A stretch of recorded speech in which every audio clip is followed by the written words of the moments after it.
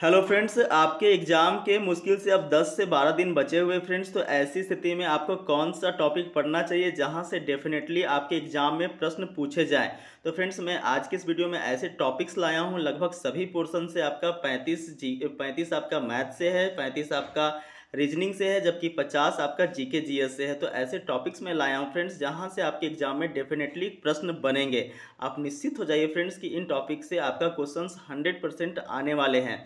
ये जितने भी टॉपिक है फ्रेंड्स मैं तैयार किया हूँ, जो कि आपका लेवल 6 का एग्जाम हुआ था 9 मई के अंदर 2 शिफ्टों में, और लेवल 4 का एग्जाम हुआ था 10 मई का 1 शिफ्ट के अंदर। तो टोटल 3 शिफ्ट के क्वेश्चंस के आधार पे मैं ये एनालिसिस तैयार किया हूँ, और ये सारे क्वेश्चंस जो है वो आपके एग्जाम में निश्चित तौर पे आएंगे फ्रेंड्स। इन 10 दिनों के भीतर आपको बहुत ज़्यादा 20-20 घंटे पढ़ने की आवश्यकता नहीं है, लेकिन आप जितने भी देर पढ़े फ्रेंड्स, क्वालिटी ऑफ एजुकेशन बढ़ाएं, मीन्स कंसंट्रेशन का मात्रा को आपको बढ़ाना पड़ेगा। तो फ्रेंड्स, वीडियो को बिल्कुल भी स्किप नहीं कीजिएगा। साथ में मैं मैथ और रीजनिंग के अंदर ऐसे टॉपिक्स बताने वाला हूं, और साथ में पैटर्न भी बताने वाला हूं। जैसे कि मान लीजिए आप एसआई या फिर सीआई पढ़ते हैं, कंपाउंड इंटरेस्ट पढ़ते हैं या फिर सिंपल इंटरेस्ट पढ़ते हैं, तो उसको पूरा पैटर्न को, पूरा चैप्टर को रिविजन नहीं करना है। मैं ऐसे टॉपिक्स और खास करके ऐसे पैटर्न बताऊंगा जिनको आप रिविजन कर लीजिएगा, तो आपका काम बन जाएगा और वही प्रश्न आपके एग्जाम में आएंगे। तो चलिए फ्रेंड्स, वीडियो को स्टार्ट कर लेते हैं। तो सबसे पहला देखते हैं फ्रेंड्स, विविध के अंदर मिसलेनियस के अंदर। देखिए, मिसलेनियस के अंदर बात करें फ्रेंड्स, तो प्रमुख वाद्य यंत्र एवं उनके वादक, main instrument and their players. यहाँ से प्रश्न काफ़ी बन रहे हैं फ्रेंड्स। जैसे प्रश्न आया था कि अल्लाह रखा जो है वो कौन से वाद्य यंत्र से संबंधित है, तो वहाँ पे तबला हो जाता आंसर। तो ये आप कंप्लीट कर लीजिएगा फ्रेंड्स। जैसे बांसुरी हो गया, तबला हो गया, वायलिन हो गया, रुद्र वीणा हो गया, संतूर हो गया, ये सब एक बार जरूर देख लीजिएगा। नेक्स्ट आपका टॉपिक है folk dance of different states, यानी विभिन्न राज्यों का लोक नृत्य। जैसे छौआ हो गया, बिहू हो गया, तो ये सब एक बार जरूर देख लीजिएगा फ्रेंड्स। अगला आपका टॉपिक है भारत के विरासत स्थलों का यूनेस्को में शामिल होने वाला वर्ष। देखिए, 1983 से लेकर के 2021 तक में लगभग 40 से अधिक जो है वो भारत के ऐतिहासिक स्थल यूनेस्को के वर्ल्ड हेरिटेज साइट के अंदर शामिल हुए हैं, तो उनको एक बार जरूर देख लीजिएगा। जैसे यहाँ से प्रश्न बना था कि आपका 2001 के अंदर जो लाल किला है उसको यूनेस्को के विश्व विरासत स्थल में शामिल किया गया था, तो ये जरूर देख लीजिएगा फ्रेंड्स। जैसे लाल किला का हो गया, कुतुब मीनार का हो गया, अजंता एलोरा एलिफेंटा की गुफाएं हो गया, तो ये सब एक बार देख लीजिएगा आप। अगला आपका टॉपिक है प्रमुख अंतर्राष्ट्रीय संगठन। तो प्रमुख अंतर्राष्ट्रीय संगठन की बात करें फ्रेंड्स, तो यहाँ से भी काफ़ी महत्वपूर्ण प्रश्न बन जाते हैं। यहाँ से आपका मेनली प्रश्न बनेगा प्रमुख अंतर्राष्ट्रीय संगठन और उसके हेडक्वार्टर जो है, मुख्यालय जो है, और साथ में आप जैसे बिमस्टेक हो गया, सार्क हो गया, ब्रिक्स हो गया, इनके देशों के नाम आप जरूर याद रख लीजिएगा। ये छोटे छोटे हैं, मैं ये नहीं कर रहा हूँ कि WHO के अंदर जितने सदस्य हैं उन सदस्यों को आप याद रखें, लेकिन बिमस्टेक के अंदर जो 10 कंट्रीज़ है, सार्क के अंदर जो 8 कंट्रीज़ है, ब्रिक्स के अंदर जो 5 कंट्रीज़ है, इन देशों का नाम आप जरूर याद रख लीजिएगा। अगला आपका टॉपिक है फ्रेंड्स, विविध के अंदर यानी मिसलेनियस के अंदर भारत के सीमाओं से लगने वाले पड़ोसी देश। तो नेबरिंग कंट्री को आप जरूर याद रखिएगा, जैसे कि पाकिस्तान के साथ में कौन कौन से स्टेट टच करते हैं, चीन के साथ में भारत के कौन कौन से राज्य टच करते हैं, ये सब प्रश्न जो है बनते हैं फ्रेंड्स। अगला आपका टॉपिक जो है वो भारत के उत्तर पूर्वी राज्य, भारत के जितने भी 7 सिस्टर हैं, नॉर्थ ईस्ट स्टेट्स है, इनका आप प्लेसमेंट, यानी कि ये कौन कौन से राज्य से आपस में टच करते हैं, बांग्लादेश से कौन टच करता है, तो ये एक बार मैप में आप दिमाग में रख लीजिएगा, क्योंकि यहाँ से प्रश्न पूछे जाते हैं फ्रेंड्स। 100% यहाँ से एक नंबर आता ही है। वहीं अगर जनगणना की बात करें फ्रेंड्स, जो कि 2011 के अंदर हुआ था, यहाँ से भी काफ़ी प्रश्न पूछे जा रहे हैं। जैसे कि प्रति व्यक्ति घनत्व तो पूछ लिया था इस बार, और फ्रेंड्स सबसे कम अनुसूचित जाति वाला जिला पूछा था। तो ये सब एक बार देख लीजिएगा फ्रेंड्स। जनगणना काफ़ी महत्वपूर्ण है, यहाँ से आपका 2 नंबर का क्वेश्चन बन जाएगा। वहीं अगला टॉपिक है विविध के अंदर आपका प्रमुख पुस्तक एवं लेखक, major books and their authors. देखिए, यहाँ पे अपना एंसेंट बुक्स और मॉडर्न बुक्स, मतलब कि जो प्राचीन किताबें हैं महत्वपूर्ण, और साथ में जो अभी आधुनिक 2022 के अंदर जो प्रमुख किताबें छपी हैं और उनके लेखक को एक बार जरूर देख लीजिएगा फ्रेंड्स, ये भी आपके लिए महत्वपूर्ण बनता है। चलिए आगे के टॉपिक की ओर ले चलते हैं।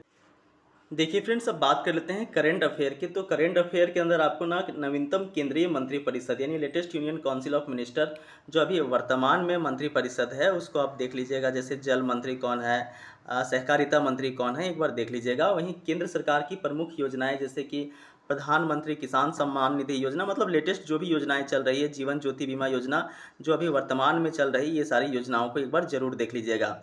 पुरस्कार सम्मान पदक के अंदर आप ध्यान से एक बार नोबेल पुरस्कार को, खेल से संबंधित जितना राजीव गांधी खेल रत्न पुरस्कार हो गया, ये सब जितने भी पुरस्कार है फ्रेंड्स वो एक बार देख लीजिएगा।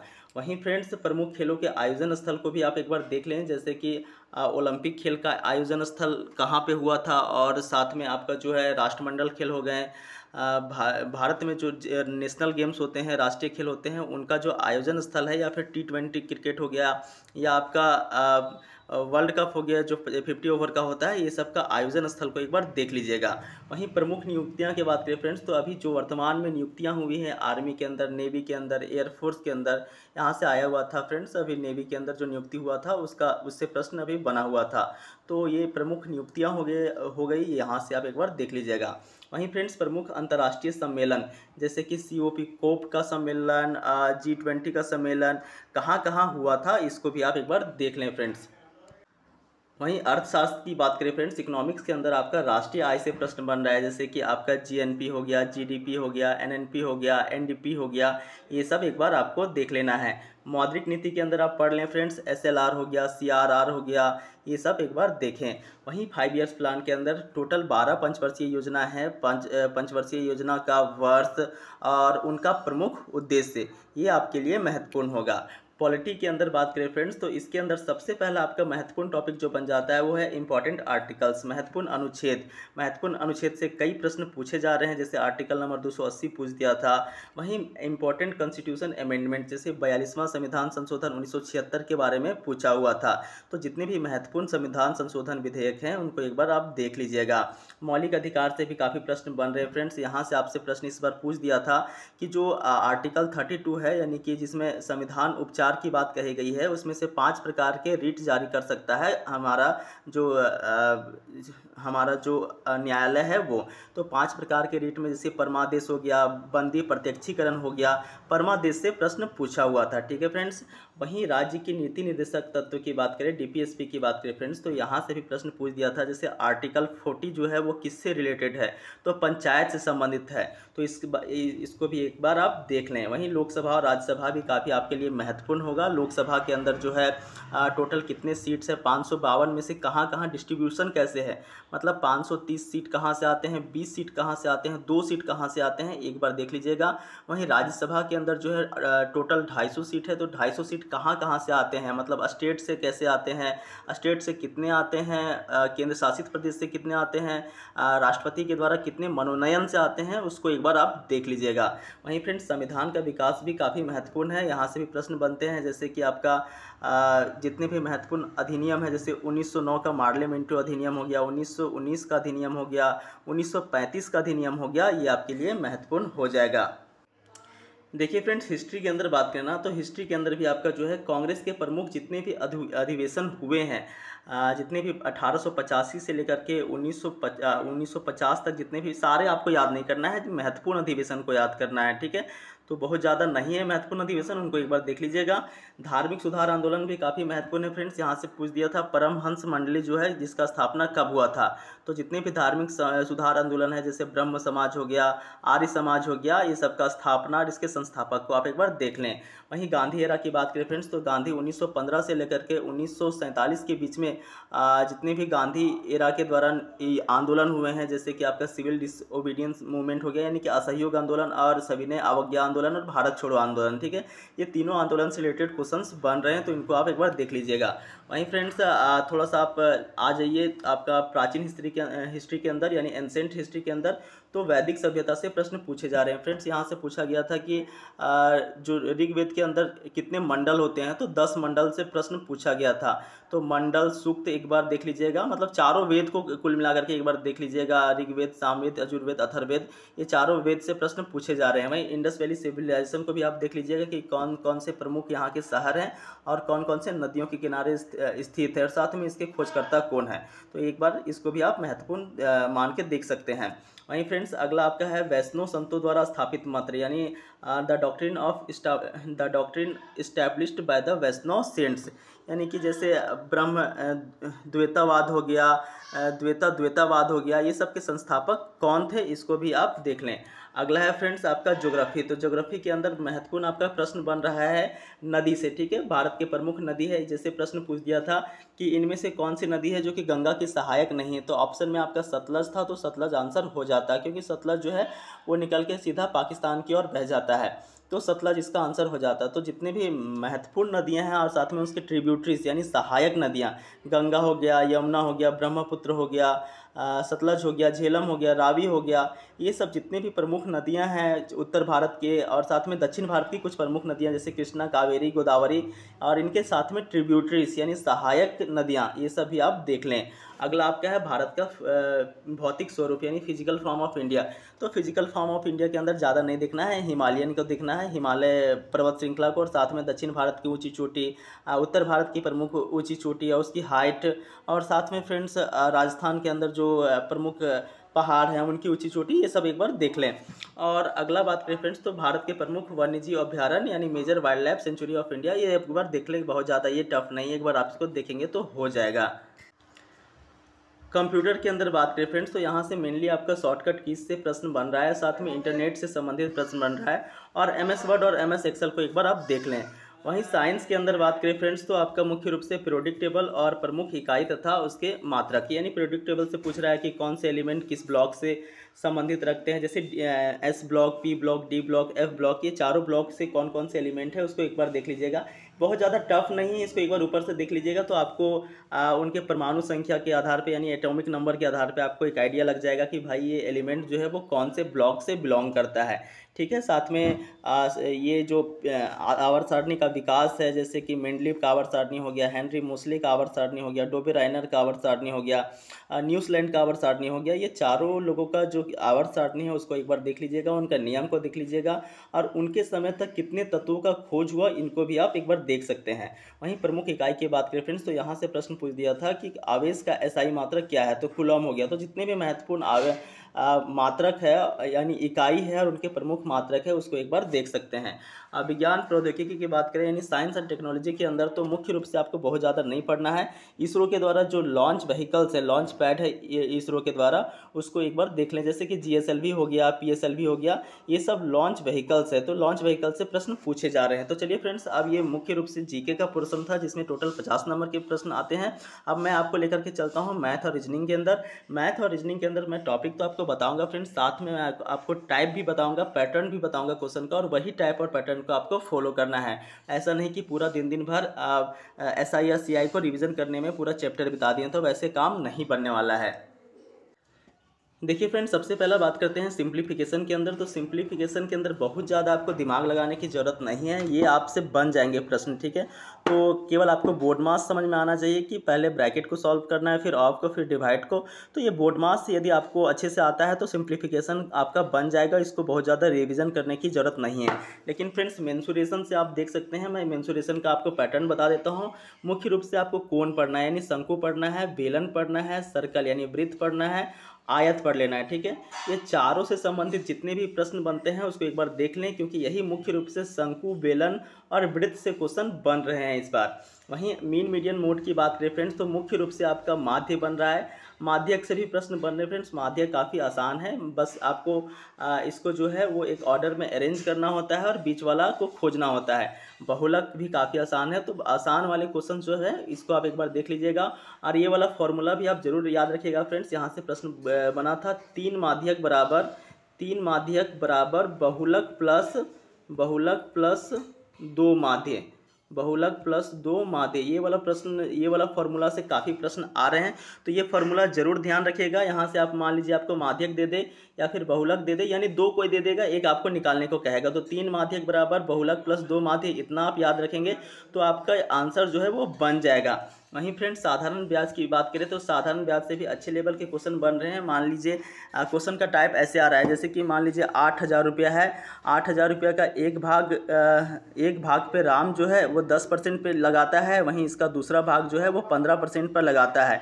तो साल के अंत में मान लीजिए इसको ब्याज मिलता है 100 रुपया, तो 10% पे जितना लगाया था उससे उसका टोटल 10% पे कितना कुल में आकर के वो धन लगाया था। तो इस टाइप से क्वेश्चन आ रहे हैं। वहीं कंपाउंड इंटरेस्ट की बात करें फ्रेंड्स तो 8 मासिक 8 मासिक आपको पढ़ लेना है, अर्धवार्षिक पढ़ लेना है और त्रैमासिक। मतलब ये तीनों पैटर्न फिर से मैं बता दूं, 8 मासिक वाला, त्रैमासिक वाला और अर्धवार्षिक, ये तीनों पैटर्न को पढ़ना है। और साथ में फ्रेंड्स इसके अलावा 2 वर्ष का साधारण ब्याज और चक्रवृद्धि ब्याज का अंतर, और साथ में 3 वर्ष का साधारण ब्याज और चक्रवृद्धि ब्याज का अंतर पढ़ लेना है, ठीक है। वहीं अगला आपका टॉपिक है ट्रिगोनोमेट्री यानी त्रिकोणमिति। तो त्रिकोणमिति से बहुत ज़्यादा टफ प्रश्न नहीं बन रहे फ्रेंड्स, यहाँ से मुख्य रूप से आपका हाइट एंड डिस्टेंस यानी ऊंचाई और दूरी से प्रश्न बन रहा है।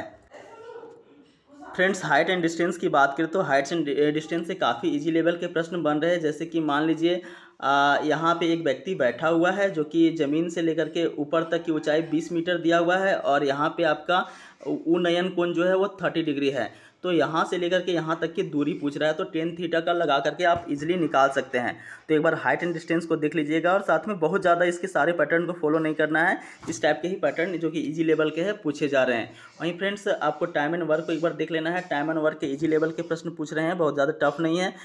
टाइम एंड वर्क में मुख्य रूप से आपको देखना है, जैसे कि ए जो है वो 10 दिनों में काम करता है, बी जो है 20 दिनों में करता है, सी जो है वो 30 दिनों में करता है।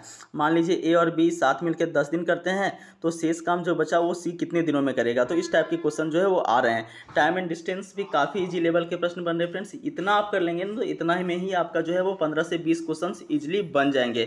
टाइम एंड डिस्टेंस को आप एक बार जितने भी पैटर्न है ऊपर से आप एक बार फॉलो कर लीजिएगा।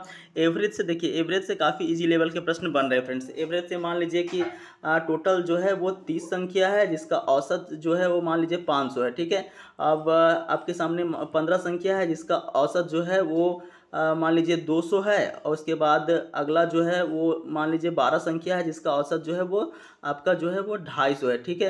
तो देखिए 15 और 12 संख्या का औसत कितना हो गया, 15 का 200 हो गया और 12 संख्या का 250 हो गया, ठीक। अब बचा कितना संख्या, आपको 3 संख्या का औसत निकाल लेना है, जो भी आएगा 3 संख्या का औसत, और उसके बाद 2 और संख्या दे देता है, 40 दे देता है और 30 दे देता है। अब यहाँ से 3 संख्या का औसत और यहाँ से इन दोनों को जोड़ देंगे और फिर इसका औसत निकाल लेंगे। यहाँ से 3 हुआ, यहाँ से 2 हुआ, तो फिर टोटल 5 संख्या आ जाएगा। उन 5 संख्या का औसत आप निकाल लेंगे। तो ऐसे प्रश्न जो है वो पूछे जा रहे हैं, ठीक है, जो कि बहुत ज़्यादा टफ नहीं है, कैलकुलेशन बेस्ड है, ठीक है।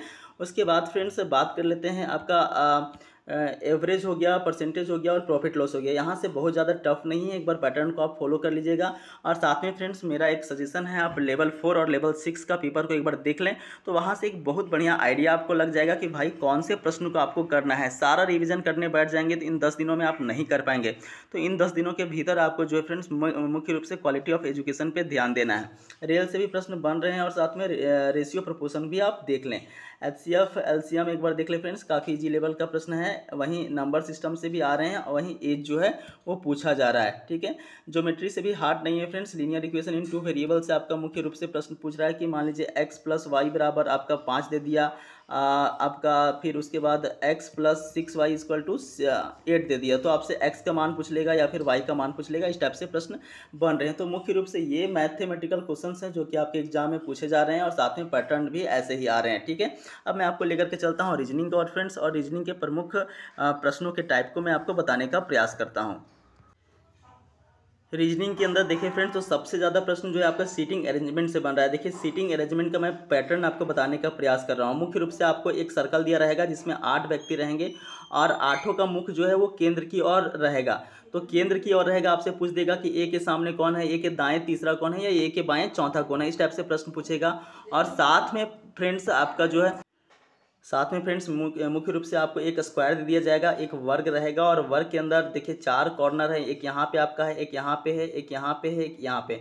तो ये 4 कॉर्नर्स है और साथ में इसके बीचों बीच में जो है वो लोग बैठे हुए हैं। देखिए 4 कॉर्नर यहाँ पे है, तो टोटल 8 व्यक्ति हैं जो कि 4 आपका कॉर्नर पे बैठे हैं और 4 बीचों बीच बैठे हैं, और ये सारे का मुंह जो है वो केंद्र की ओर है। तो आपसे पूछ देगा कि ये कॉर्नर के सामने वाला कौन है, या फिर इसके दायां वाला कौन है, बायां वाला कौन है, इस टाइप से। तो मुख्य रूप से ये 2 पैटर्न को आप फॉलो कर लीजिए। यहाँ से आपका 7 से 8 क्वेश्चंस बन जाएंगे, इजीली बन जाएंगे, ठीक है।